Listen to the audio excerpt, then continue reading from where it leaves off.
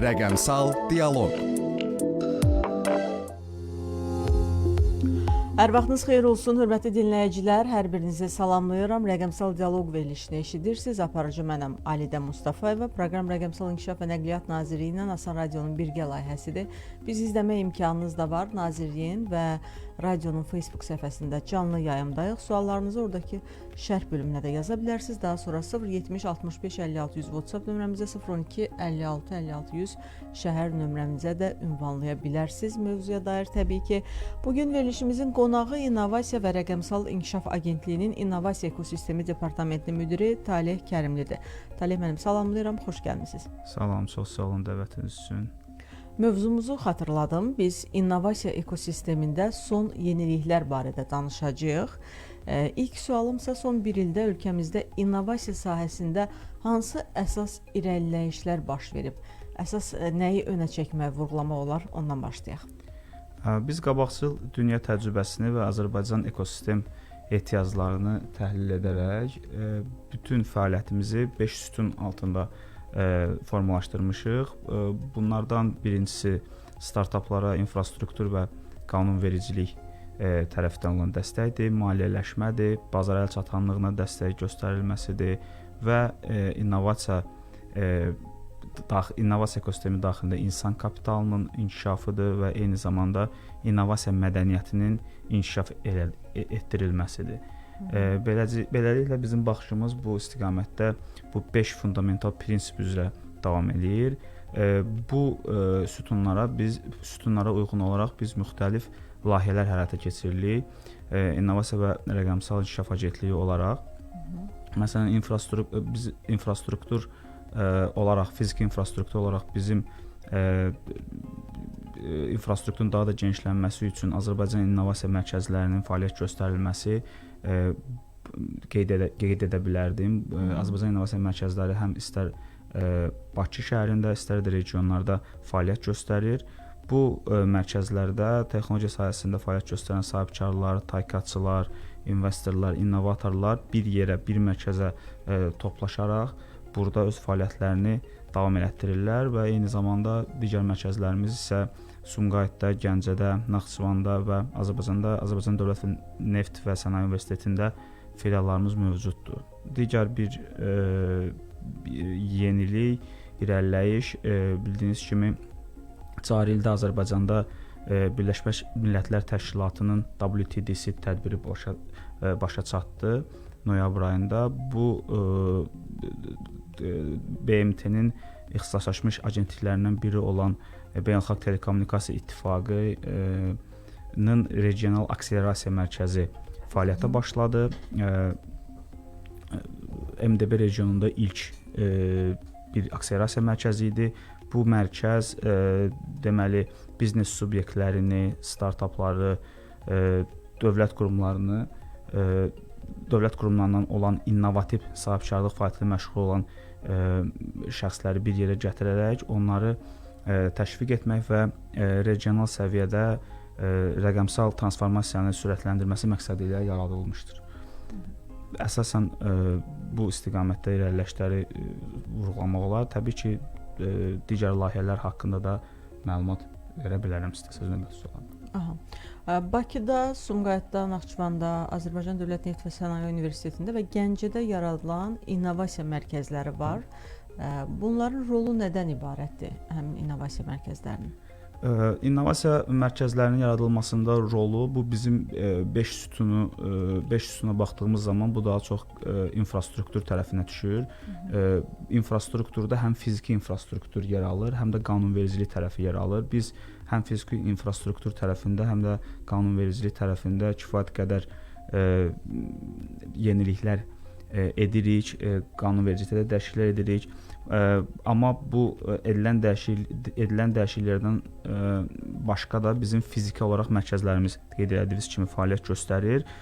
Burada əsasən texnologiya sahibkarlarını, təhqiqatçıları, ideyası olan istənilən vətəndaşları, investorları, innovativ insanları bir yerə gətirərək onların istər həm innovasiya savadlılığını, istər də innovativ ideyalarını gerçəkləşdirmək üçün olan təlim proqramlarını, bazarlara çıxış imkanlarını etməyə kömək edən bir hubdur, mərkəzdir. O formada biz fəaliyyət göstərir.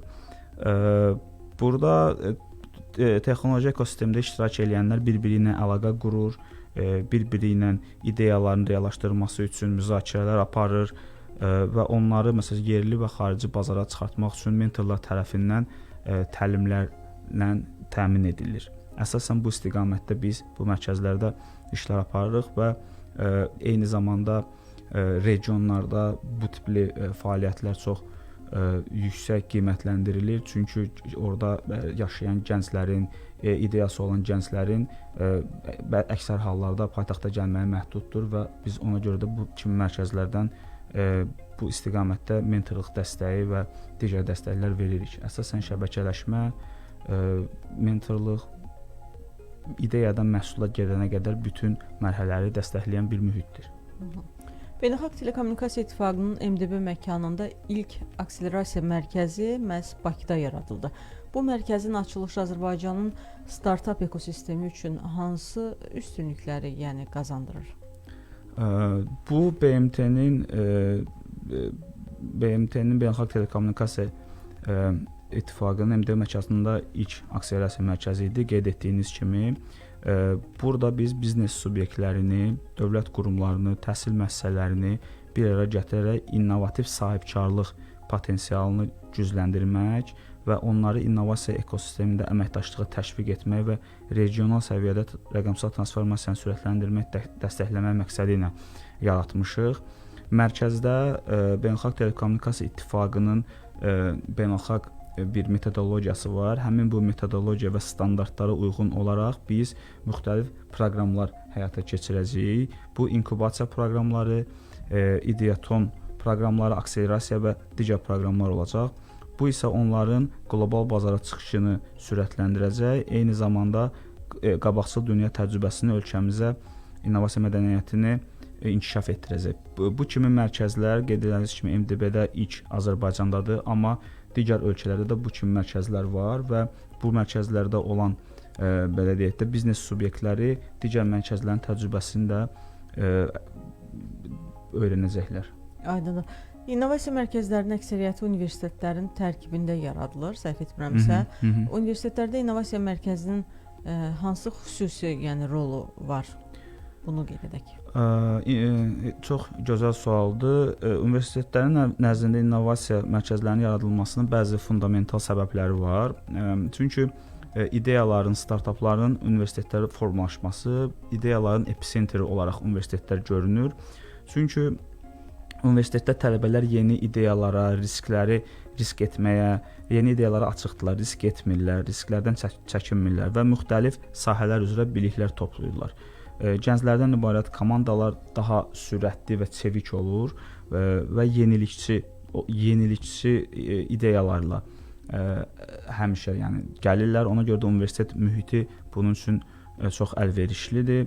Eyni zamanda elmi potensial və araşdırma mühiti universitetlərdə fəaliyyət göstərən kompüter laboratoriyası və digər R&D laboratoriyaları mövcuddur. Bunlar da onların ideyalarını sürətli şəkildə prototipə çevirməyə kömək eləyir. Eyni zamanda universitetlərdə fərqli fakültələrdən olan tələbələr bir ara gələrək bir komanda şəklində hansısa bir innovativ təşəbbüsü göstərməyə daha yaxın olurlar deyə biz əsasən universitetlərdə bu kimi mərkəzlərin yaradılmasını daha məqsədə əsas götürürük. Startapların inkubasiya və akselerasiya proqramlarında iştirakı onların inkişafında hansı dəyəri yaradır, belə deyək? Bu suala mən belə cavab verərdim. Startapların inkubasiya və akselerasiya proqramında inkişafı onların daha strukturlu şəkildə inkişaf etməsini, planlı şəkildə inkişaf etməsini təmin eləyir. Əksər hallarda startaplar bu proqramları keçmədən daha xaotik şəkildə gedirlər, xaotik şəkildə böyüyürlər. Amma burada bu kimi inkubasiya və akselerasiya proqramı beynəlxalq təcrübəyə əsaslanır və burada onların daha sürətli inkişaf etməsinə, network imkanını artırmasına və xarici bazara çıxış imkanlarını sürətləndirməyə kömək eləyir. Biz agentlik olaraq da son 10 ay ərzində 36 innovasiya proqramı, bunlardan 16 inkubasiya, 1 inkubasiya və 2 akselerasiya proqramı, 16 hakaton və 1 ideaton maliyyələşdirmişik. Biz də İnnovasiya və Rəqəmsal İnkişaf Agentliyi olaraq bu kimi belə deyək də fəaliyyətlərlə istəyirik ki, ekosistemi canlandıraq. Aydındır, təşəkkür edirəm. Hörmətli dinləyicilər, xatırladım ki, Asan Radioda rəqəmsal dialoq verilişini dinləyirsiniz. Aparıcı mənəm Alidə Mustafayeva. Bugün verilişimizin qonağı İnnovasiya və Rəqəmsal İnkişaf Agentliyinin İnnovasiya Ekosistemi Departamentinin müdiri Talih Kərimlidir. Biz İnnovasiya ekosistemində son yeniliklər barədə danışırıq. İndi isə qısa fasiləyə ayrılırıq.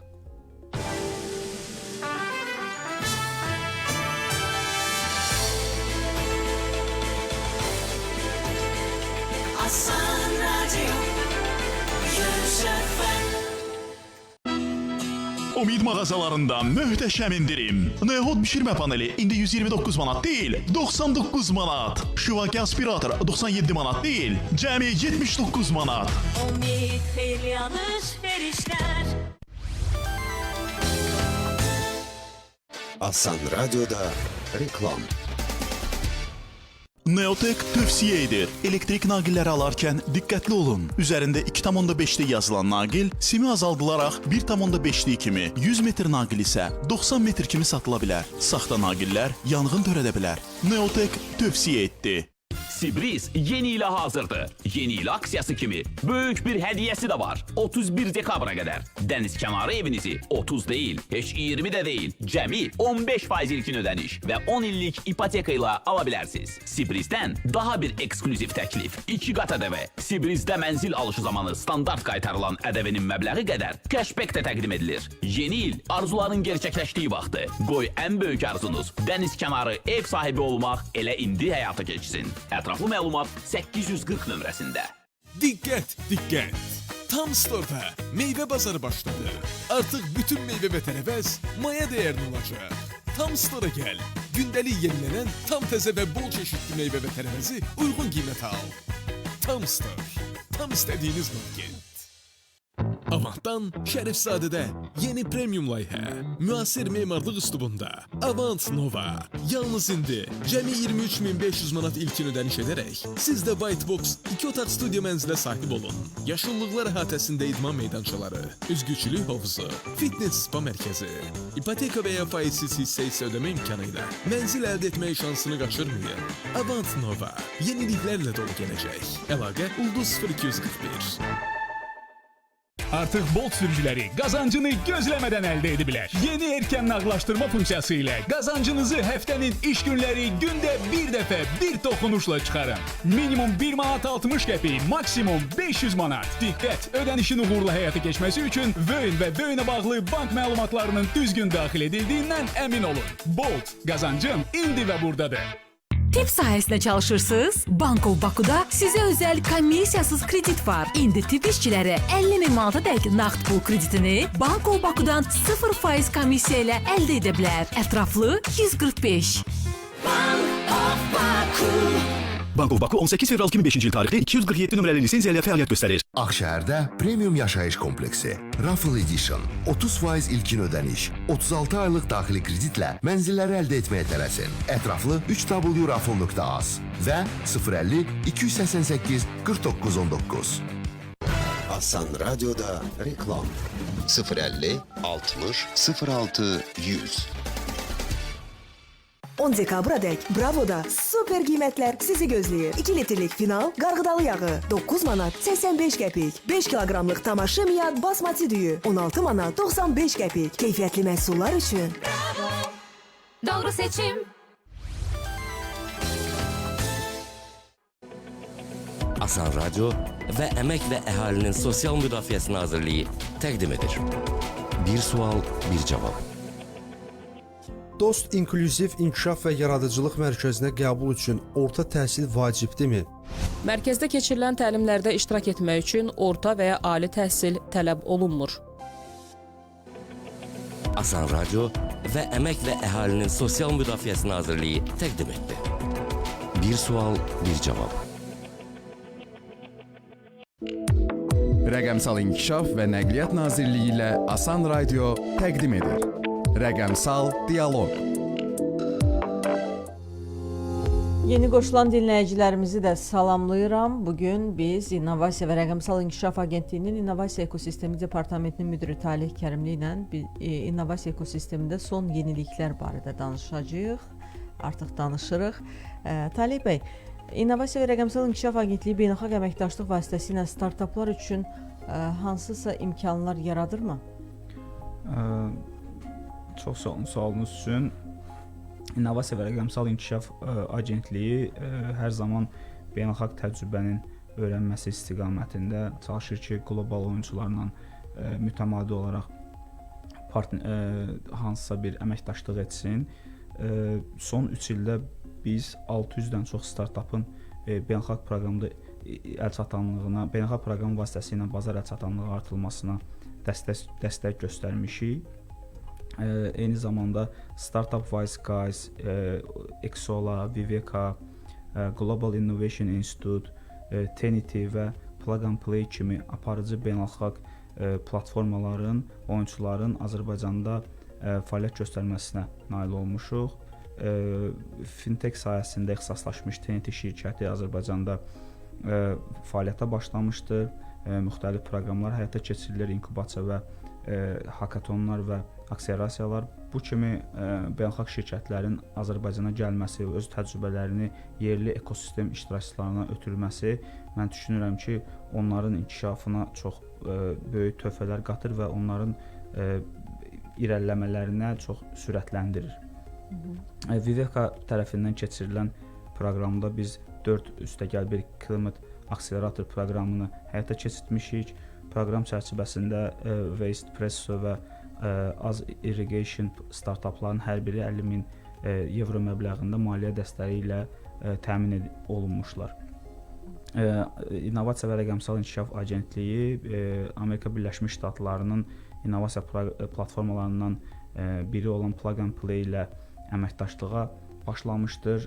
Ötən ay mən özüm də Amerika Birləşmiş Ştatlarının Kaliforniya ştatında həmin bu strateji partnyorla əməkdaşlıq çərçivəsində görüşüm oldu və görüş çərçivəsində biz onlarla bir əməkdaşlığa nail olduq. Bu əməkdaşlıq nəticəsində onların ölkəmizdə olan startaplara dəstəyi olacaq, dəstək proqramları olacaq və eyni zamanda oradan seçilmiş əsas potensialı yüksək olan startaplar mentor dəstəyi ilə bir yerdə Silikon vadisində qlobal bazara çıxış imkanlarını yaratması üçün fiziki olaraq proqramlara cəlb ediləcəklər. Azərbaycanda oyun sənayesinin inkişafı üçün görünür ki, ciddi addımlar atılıb. Niyə məhz oyun sənayesi bu qədər perspektivli hesab olunur? Azərbaycanda oyun industriyası, oyun sənayesi strateji əhəmiyyət daşıyır. Çünki rəqəmsal bazarlara çıxış imkanları yaradaraq ölkəni qeyri-neft sektorundan əlavə xarici gəlirlərin ölkəyə gətirilməsi üçün bu çox strateji bir sahədir. Eyni zamanda ölkəmizdə çox talantlı və çox belə deyək də bacarıqlı oyun mühəndisləri var. Bildiyiniz kimi bir oyunun yaradılması üçün orada müxtəlif formada proqramistlər, oyun dizaynerləri, oyun mərhələlərini dizayn edən mühəndislər və bir neçə dənə sahələr üzrə mütəxəssislər tələb olunur. Bizim ölkədə bu üzrə mütəxəssislər kifayət qədər var. Bu da xarici şirkətlərin Azərbaycana cəlbini artırır.